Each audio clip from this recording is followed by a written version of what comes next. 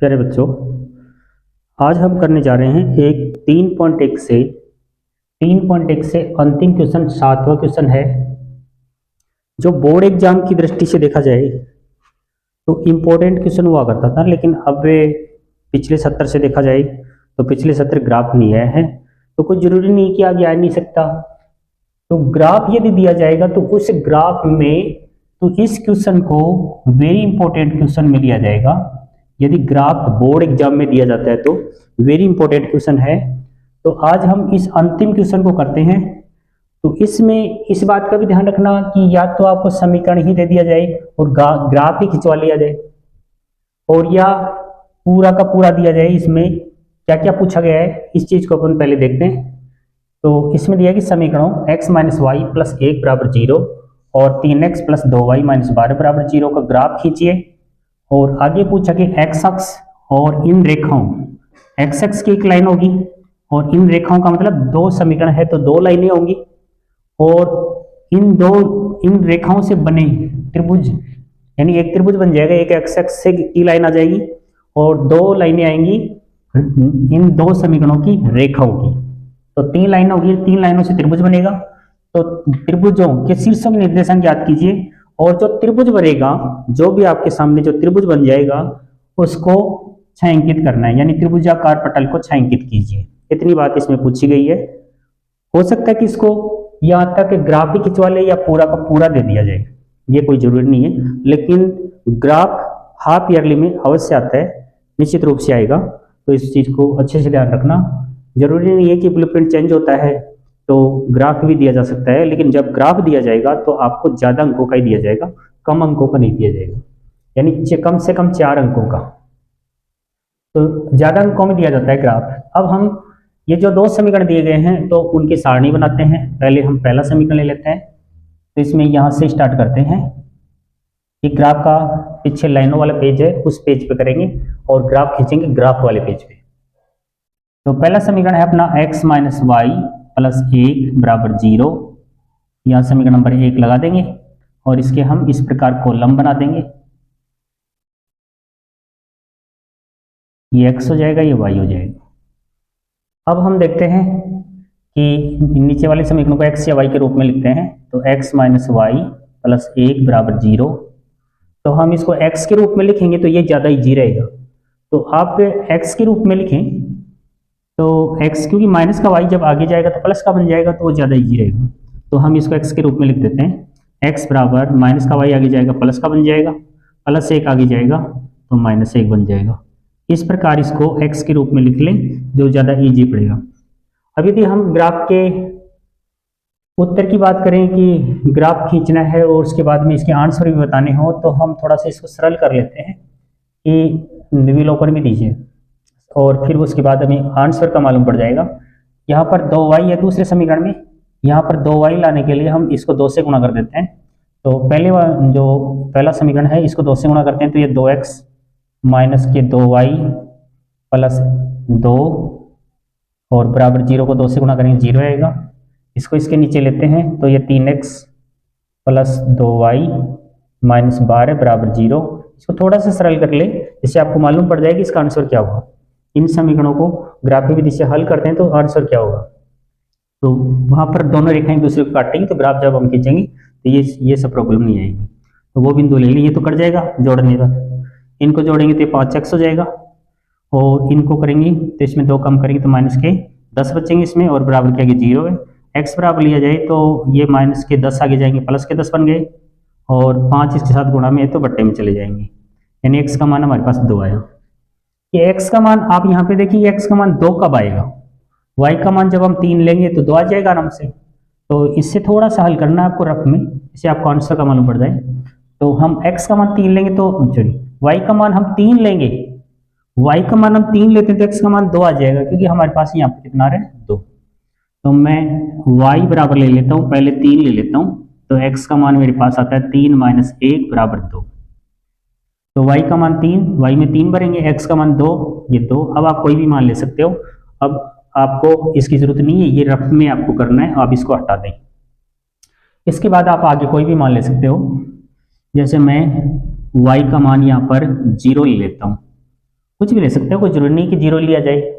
यदि दो विद्यार्थी सारणी बनाते हैं तो अलग अलग बनाते हैं, थोड़ा सा आंसर आंसर का देखना होता है कि दोनों रेखाएं कहाँ पे एक दूसरे को काटेंगी, बाकी कोई प्रॉब्लम नहीं है। और यदि मान लो कि इस तरीके से यदि आप आंसर नहीं भी निकालें तो कोई दिक्कत नहीं है। आपकी लाइनें यदि इस प्रकार अलग अलग बन जाएं, ऐसे बनेगी, तो भी ये प्रतिच्छेदी रेखाओं में आगे जाकर काट देंगी। जहां काटती हैं वहां पर एक्स एक्स पर देखो एक्स का मान क्या है, फिर वाई पर देखो वाई का मान क्या है, वही आंसर हो जाएगी। अब आप देखिए 0 लेने पर क्या आता है, 0 लेने पर आता है x, ये x आ गया, ये बराबर y की जगह 0 लिखेंगे, -1 बराबर हो जाएगा ये -1। तो y का मान 0 लेने पर x का मान -1 आ गया। तो ये ध्यान रखना कि x का मान x वाले कॉलम में भरना है, y का y में भरना है। यदि आप ऊपर नीचे कर देंगे तो बिंदु ही चेंज हो जाएगा, इस चीज का अच्छे से आप ध्यान रखना। तो पहले समीकरण की हमने सारणी बना दी है, अब हम दूसरा समीकरण लेते हैं। तो जाएगा 3x + 2y - 12 बराबर 0, ये समीकरण नंबर हो जाएगा 2। इसके बाद इसके भी हम कॉलम बना लेते हैं। इस प्रकार हम इसके कॉलम ले लेते हैं, ये x है ये y है, नीचे इसको x या y के रूप में लिखेंगे, जैसे इजी पड़े उसी तरीके से आप कर लेंगे। 3x + 2y - 12 बराबर 0। इसको y के रूप में लिखेंगे तो 2 का भाग लगेगा, x के रूप में लिखेंगे 3 का भाग लगेगा। तो इजी पड़ेगा कि 2 का भाग लगाना, तो आप इसको y के बराबर ले लें। तो माइनस के 12 आगे जाएंगे प्लस के बन जाएंगे, 3x आगे जाएगा माइनस के 3x हो जाएगा। 2 इसके साथ गुणा में है, y के साथ गुणा में है, तो ये बट्टे में चला जाएगा। इस प्रकार आप इनको y के बराबर लिख लें।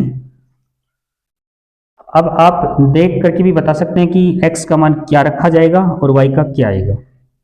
देखो x का मान यहाँ 2 और 3 तो आंसर था, तो ये तो आएगा। x का मान यदि आप 2 लेंगे तो निश्चित रूप से 3 आएगा, तो ये तो आप ले सकते हैं x बराबर 2 लेते हैं तो y का मान निश्चित रूप से 3 ही आएगा, क्योंकि हमने इसको सरल कर लिया है। y बराबर या जाएगा 12 - 3 गुणा 2, x की जगह 2 रखेंगे और बट्टे में चल रहा है 2। अब इसके बाद 12 3 दूनी 6 हो जाएगा, 3 दूनी 6 गुणा सरल करते हैं, माइनस से और गुण और माइनस में और गुणा में, पहले हम गुणा को करते हैं, 3 दूनी 6 करेंगे और फिर बट्टे में चल रहा है 2। तो इसमें 12 में 6 जाएंगे, 6 बचेंगे, बट्टे में 2 और 6 में 2 का भाग देंगे 3 आ जाएंगे। तो x का मान जब हम 2 लेते हैं तो y का मान हमारे पास 3 आ रहा है, या 3 भर देंगे। अब हम x बराबर, अब हम अलग मान लेते हैं, जैसे x का मान अब हम ले लें 4 लेते हैं, 4, तो y बराबर क्या आता है, देखिए 12 ये माइनस का चिन्ह है, और उसके बाद 3 गुणा x की जगह रखा जाएगा 4, बट्टे में आएगा 2, तो ये हो जाएगा 12 - 12 बट्टे 2, और ये हो गया 0/2 यानी 0। x का मान 4 लेने से आ रहा है 0। लो, सारणी का कार्य कंप्लीट हुआ। इसके बाद हम इसका ग्राफ खींचते हैं। ग्राफ के लिए देखिए बिंदु भी इसमें ज़्यादा हमने बड़े नहीं लिए हैं, तो हम इस पे पहले ग्राफ, अब ग्राफ का कार्य स्टार्ट होगा। तो ग्राफ के लिए लंबवत रेखा खींचेंगे, एक इस तरीके से क्षैतिज रेखा खींचेंगे। किसी भी बड़े खाने के बीच में से नहीं खींचेंगे, क्योंकि बीच में से खींचेंगे तो आधा खाना इधर हो जाएगा, आधा इधर हो जाएगा, तो प्रॉब्लम आ जाएगी। क्योंकि एक बड़े खाने इस साइड में से आपको ये खींचना है, यानी मोटी लाइन बनी हुई है ग्राफ में, उस पर से खींचेंगे। यहाँ y और यहाँ y डैश है, ये मूल बिंदु। पैमाना यहाँ पे लिख देंगे, पैमाना 1 सेंटीमीटर एक बड़े खाने को कहते हैं, और 1 सेंटीमीटर पर 1 इकाई। अब देखिए x की तरफ ज़्यादा से ज़्यादा आंकड़े देखे जाएं तो प्लस की तरफ 4 ही हैं। तो यहाँ पर एक बड़े खाने पर 1, दूसरे पर 2, तीसरे पर 3, चौथे पर 4, 5, 6, हमें 4 तक यूज में आएंगे, आगे आप कितना खींच लो, कोई प्रॉब्लम नहीं, कम नहीं रहनी चाहिए, ज़्यादा चाहे आप कितने ले लो। और x पर माइनस की बात करें तो -1 ही चल रहा है, लेकिन आप ज़्यादा ले लीजिए, इधर -1, इधर -2, इधर -3, -4, इस प्रकार हो जाएंगे -5। ऊपर चलते हैं तो ऊपर की तरफ प्लस के आएंगे, तो y में प्लस के 3 तक ही है, लास्ट 3, 1 2 3 4 5 तक ले लेते हैं। नीचे आए तो ये माइनस में आएंगे, पहले मैं बड़े खाने को चिन्हित करता हूँ, फिर माइनस का चिन्ह लगाता हूँ, 1, फिर माइनस के 2, माइनस के 3, माइनस के 4, माइनस के 5, इस प्रकार ले लेंगे। अब इसके बाद हम स्थापित करते हैं 2 पर 3, x का मान 2 और y का है 3। हम 2 के सीध में इस प्रकार लाइन पर इस प्रकार ग्राफ में बढ़ जाएंगे और 3 के बराबर में आकर के वहां पर एक इस प्रकार आप डॉट लगा देंगे पेंसिल से और उसके इस प्रकार गोला बना देंगे।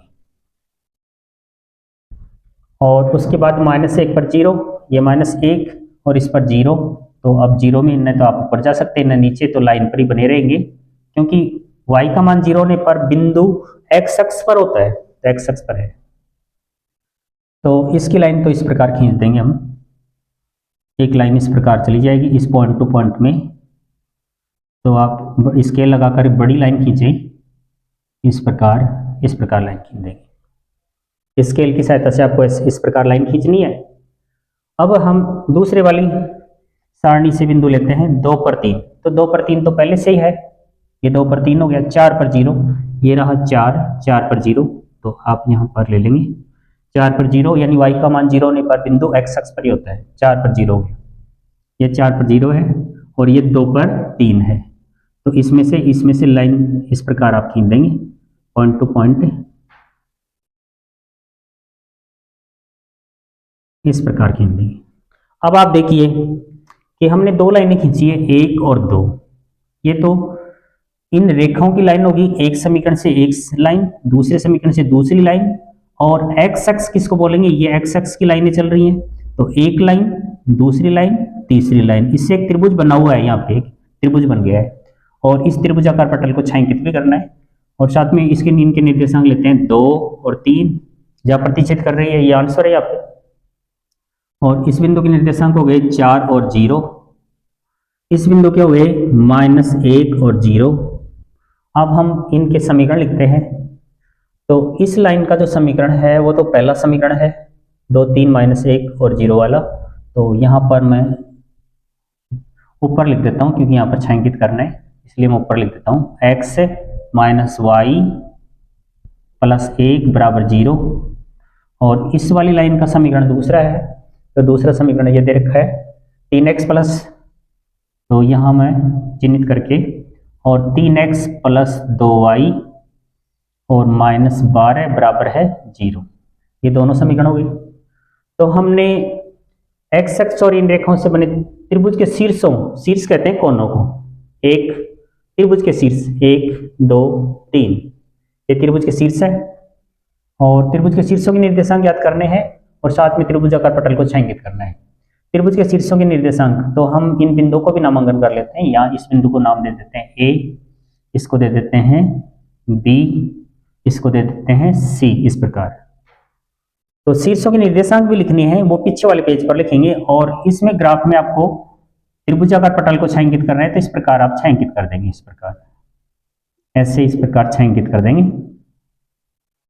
थोड़ा सफाई से इस प्रकार छायांकित कर देंगे इसको। यह त्रिभुजाकार पटल छायांकित हो गया।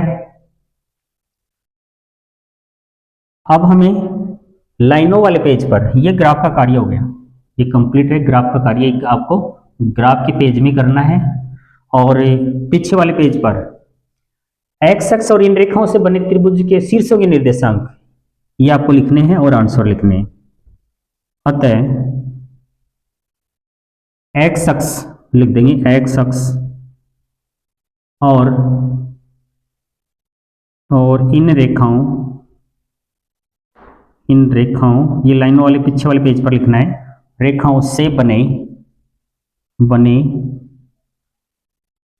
त्रिभुज ABC हमने इसको नाम दे दिया, त्रिभुज ABC के